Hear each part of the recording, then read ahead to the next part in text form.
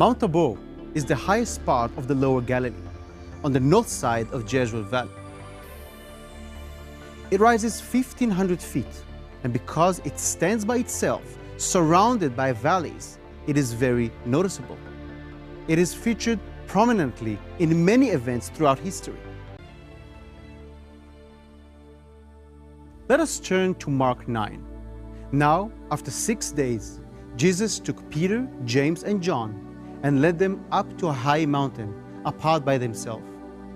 And he was transfigured before them. His clothes became shining, exceedingly white, like snow, such as no launderer on earth can whiten them.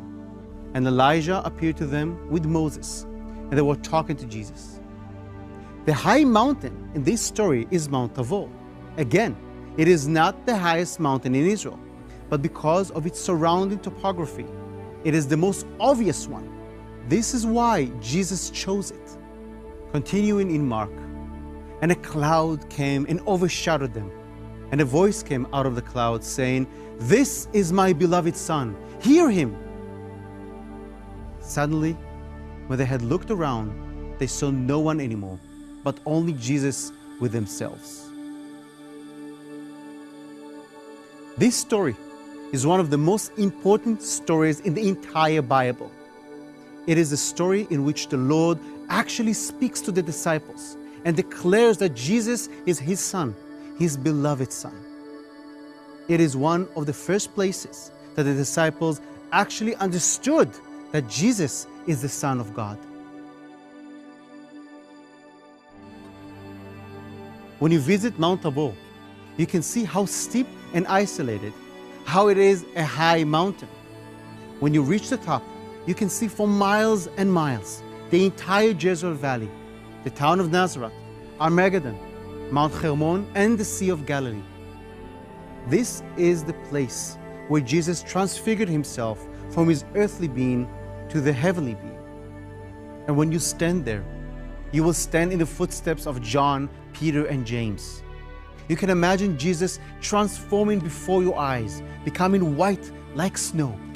You will understand why Jesus chose this mountain over all other mountains in the area, because this is the perfect place to show the transfiguration. This place, which is so obvious and unique in the area, no one can miss it, and no one can forget the amazing events that took place here. Only in Israel where the Bible comes to life.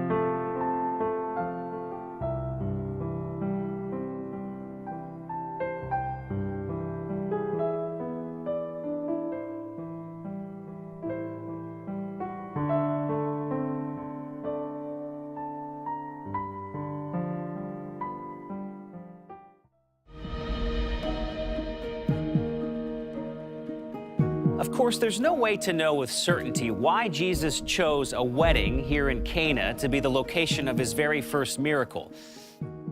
We can hypothesize, of course, and there are some Jewish traditions and old Hebrew prophecies to help us piece together some possibilities. Some historians speculate that the event in Cana was the wedding of the disciple John, and that's one of the reasons why Jesus and the other disciples were invited. According to the Gospels, John's mother, Salome, was a sister of Jesus' mother, Mary. So Jesus would have been here with extended family and close friends. Others speculate that because Jesus arrived with his 5 new disciples, they would have felt obliged to provide something for the party. Nearby stood 6 stone water jars, the kind used by the Jews for ceremonial washing, each holding from 20 to 30 gallons. Jesus said to his servants, "Fill the jars with water." So they filled them to the brim. Then he said to them, "Now draw some out and take it to the master of the banquet." They did so, And the master of the banquet tasted the water that had been turned into wine. He did not realize where it had come from, though the servants who had drawn the water knew. Then he called the bridegroom aside and said, "Everyone brings out the choice wine first, and then the cheaper wine after the guests have had too much to drink. But you have saved the best till now." What Jesus did in Cana of Galilee was the first of the signs through which he revealed his glory, and his disciples believed in him. John 2:6-11.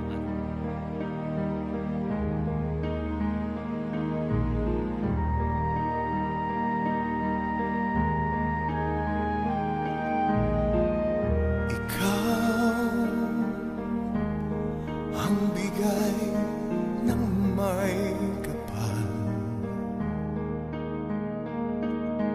tugon sa aking dasal, upang sa lahat ng panahon, bawat pagkakataon, ang ibigin ko'y ikaw, ikaw ang anglaw sa aking mundo, kabiyak nitong puso ko.